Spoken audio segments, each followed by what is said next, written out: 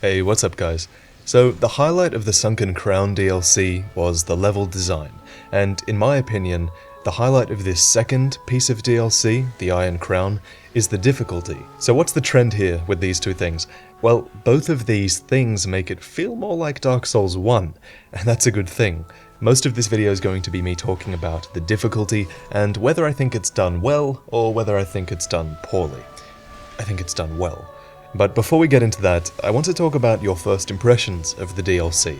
I personally love it when games have a powerful beginning, because you're setting the tone for what's to come, and you need to intrigue the player so that they're motivated to continue, and arguably, Souls games need to do this even more than other games because they're actually difficult. You know, they have to make you want to play.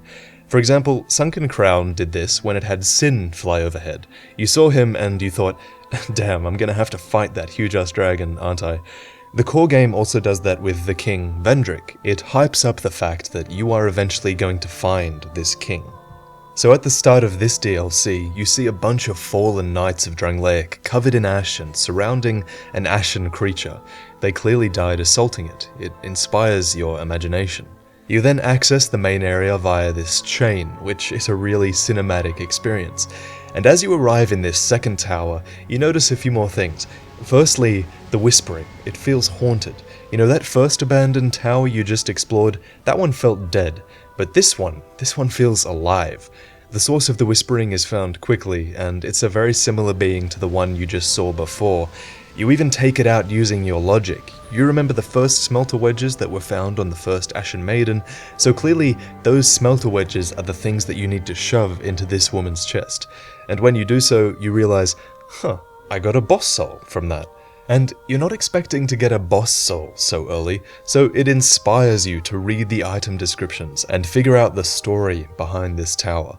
Turns out you're going to be finding these vessels housing the queen throughout the entire tower, for the queen has arrived at this land after the king has passed away, and when she got here, she decided to infuse her souls into multiple vessels and haunt the tower through them. You explore more, and it becomes clear that this place has been long abandoned. The empty throne, the unmoving gears, the ash coating everything, it does a good job of conveying history. The only way forward is down. Again, as you go down, you're assaulted by the feeling that these gears should be moving.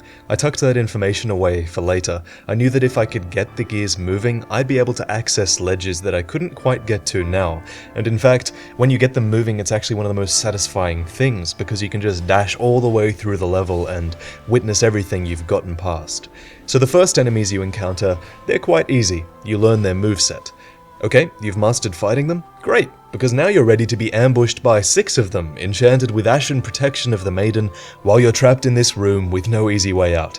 Thus begins a trend in this DLC.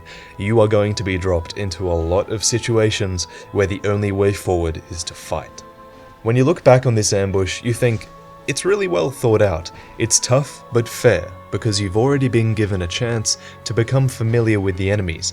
First off, you've seen the Ashen Maiden. You know that she's influencing the environment around her, and if you were inquisitive with the first one, then you should know how to destroy it.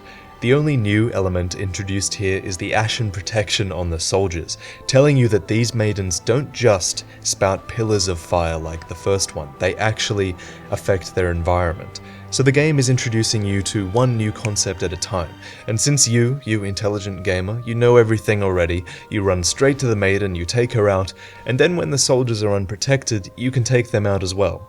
So sure, it's an ambush, sure, it's really punishing, but the game gave the inquisitive player a chance to learn about everything that's done to assault him.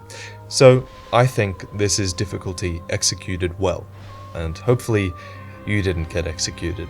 A lot of people might think this is too difficult, and I'm willing to hear your thoughts on it. I've actually got a straw poll down below where you can actually tell me what you thought about this DLC, just so you know. Speaking of something that breaks the mold, soon you'll come across these archer guys, and in the DLC notes that I have, From's design statement is that they wanted an enemy that would move in unnatural ways, different than all the other enemies that clearly telegraph their moves, and I think they pulled it off. The way this enemy flails around awkwardly forces you to treat it with caution, and a little bit more curiosity than you usually would. Most players in this DLC will be fairly experienced in anticipating attacks so that they can roll through them, and messing up an enemy's way of attacking is a neat trick by From to make that experience less useful. Just after you deal with this weird enemy, you get to one of the cruelest sections of the DLC, with a long, difficult stretch before the next bonfire. Hopefully you've got your life gems ready, because this bit is brutal.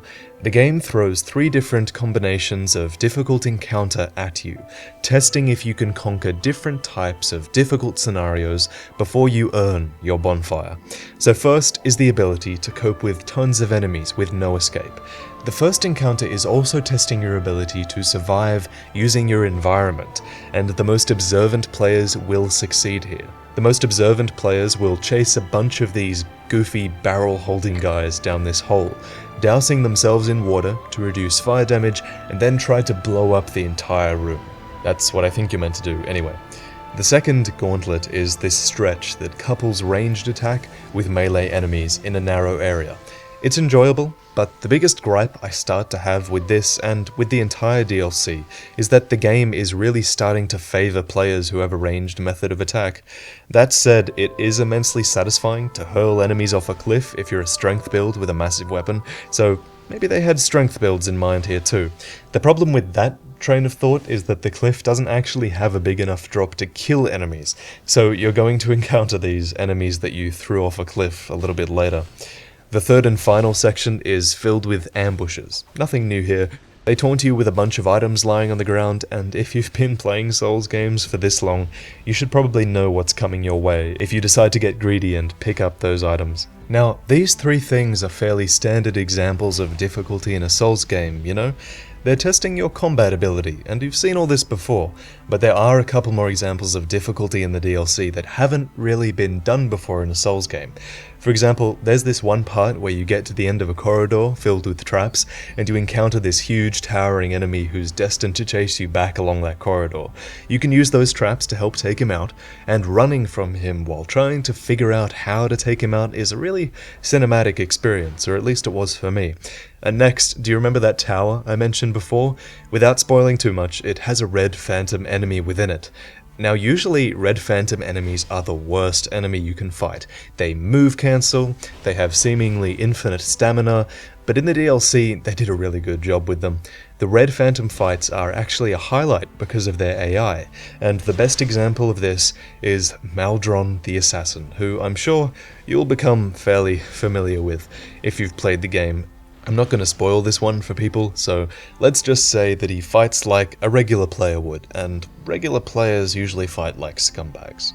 At the bottom of this tower is an item with significant throwbacks to Dark Souls 1, and speaking of the lore, one thing I can say is that while the Sunken Crown story was fairly self-contained and separate from the main story of Dark Souls 2, the Iron Crown DLC includes a ton of links to the rest of the game, in particular the story of the Old Iron King.